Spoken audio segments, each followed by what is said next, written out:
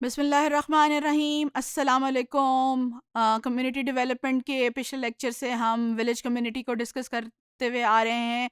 आज हम growth of village community को डिस्कस करेंगे।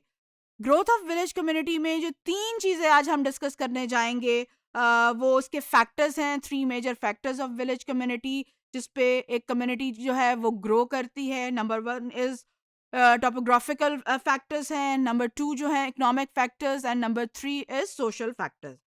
नंबर वन, टोपोग्राफिकल फैक्टर्स में जो तीन चीज़ें इंक्लूड की जाती हैं वो है लैंड, वाटर एंड क्लाइमेट।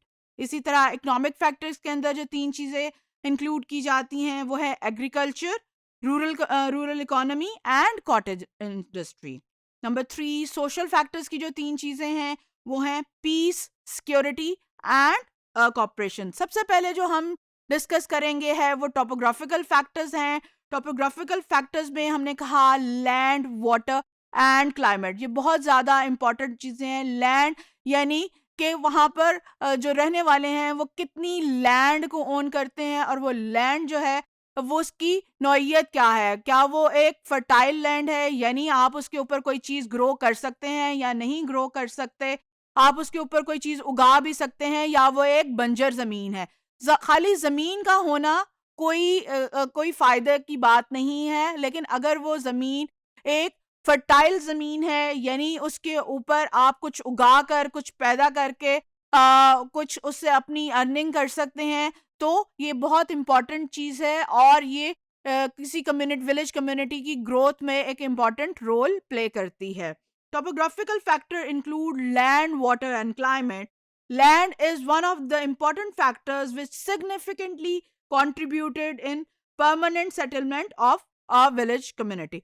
इस अच्छी ज़मीन, फर्टाइल ज़मीन, ज़रखेज़ ज़मीन का बहुत ज़्यादा फ़र्क पड़ता है लोगों के सेटलमेंट के लिए। अगर ज़मीन ज़रखेज़ नहीं है तो लोग उसको ओन नहीं करेंगे, लोग उसके ऊपर कोई चीज़ नहीं उगाएंगे, तो वहाँ वो कहेंगे कि हम यहाँ पे क्यों रह रहे हैं, हम किसी और ऐसी जगह पर चलें, इस ज़मीन को फ़रोख्त कर दें, या किसी ऐसी जगह पर चलें जहाँ की लैंड अच्छी हो, जहाँ पर हम अच्छी पैदावार हासिल कर सकें। The village settled on a fertile land are more developed and prosperous. वो लैंड जो बहुत ज़्यादा फर्टाइल होती है, वहाँ से अच्छी काश्त होती है, वहाँ वहाँ की लोगों की जो डेवलपमेंट है वो अच्छी होती है as compare to those community, village community जहाँ की लैंड फर्टाइल नहीं होती। The facility of water and climate also contribute to the growth and prosperity of the village. पानी जिंदगी की एक अहम ज़रूरत है, और अगर आप किसी लैंड के ऊपर कोई चीज़ उगाना चाहते हैं, किसी ज़मीन के ऊपर किसी चीज़ उगाना चाहते हैं, तो पानी उसमें बहुत इम्पॉर्टेंट रोल प्ले करता है। आप देखते हैं कि बहुत से जो खाना बदोश हैं वो सिर्फ पानी की ही वजह से अपनी जगह चेंज करते हैं। और क्लाइमेट क्लाइमेट बहुत ज़्यादा रोल प्ले करता है। अगर एक जगह का आपके पास लैंड भी है, आपके पास वाटर भी है, लेकिन आपके पास एक्सट्रीम वेदर है, फॉर एग्जांपल कि बहुत ज़्यादा बर्फ़ पड़ती है या बहुत ज़्यादा गर्मी है, चीज़ें ग्रो नहीं कर सकती, तो तब भी उस कम्युनिटी की, उस विलेज कम्युनिटी की ग्रोथ के ऊपर असर पड़ सकता है। यानी बहुत ज़्यादा बर्फ़ के अंदर भी आप कोई चीज़ ग्रो आपके लिए करना मुश्किल है, और इसी तरह बहुत ज़्यादा गर्मी में भी आपके पास इतना एक्सेसिव वाटर होने के बावजूद वो चीज़ें जल जाएंगी। लिहाजा जो आपकी क्लाइमेट है वो भी किसी गांव की तरक्की की में बहुत ज़्यादा इम्पोर्टेंस रखती है।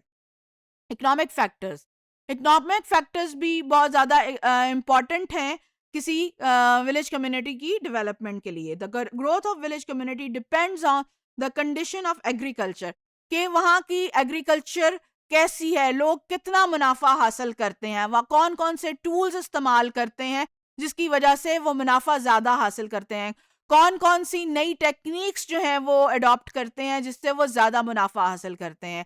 अगर वहाँ के लोग थोड़े से तालीम याफ्ता होंगे, पढ़े लिखे होंगे, तो नई से नई टेक्नोलॉजी को इस्तेमाल करने की कोशिश करेंगे जिससे ज़्यादा मुनाफा हासिल करते हैं।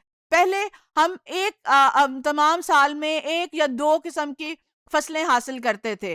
अब with the help of technology और रिसर्च की मदद से हम 3 से 4 जो है फसलें हासिल करते हैं। तो इससे विलेज की जो गांव की है कम्युनिटी, उसकी डेवलपमेंट के ऊपर बहुत ज्यादा असर पड़ता है। इसी तरह एक और चीज जो है, कॉटन इंडस्ट्री जो है वो भी किसी गांव की ग्रोथ में, उसकी डेवलपमेंट में बहुत ज्यादा इंपॉर्टेंट रोल प्ले करती है।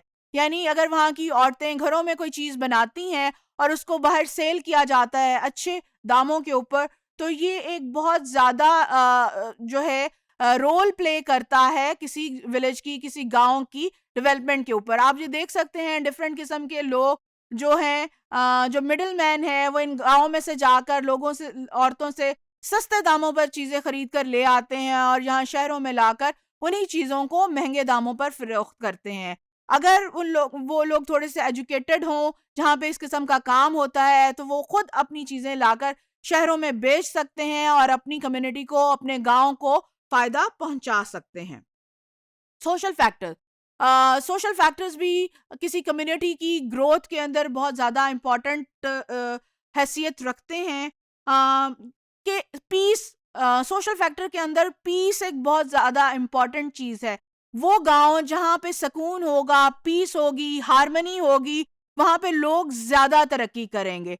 अगर जहाँ पे लोग हर वक्त लड़ते रहेंगे, आपस में एक दूसरे के जो है वो नेगेटिव बातें सोचते रहेंगे, तो वो गांव तरक्की नहीं कर सकते। इसलिए जब आप मिलजुल कर काम करते हैं, मिलजुल कर एक दूसरे के साथ रहते हैं, पीस में रहते हैं, हार्मनी में रहते हैं, वो माशरे, वो गांव जो हैं वो ज्यादा तरक्की करते हैं एज कम्पेयर टू जहाँ पे हर वक्त लड़ाइयाँ होते हैं।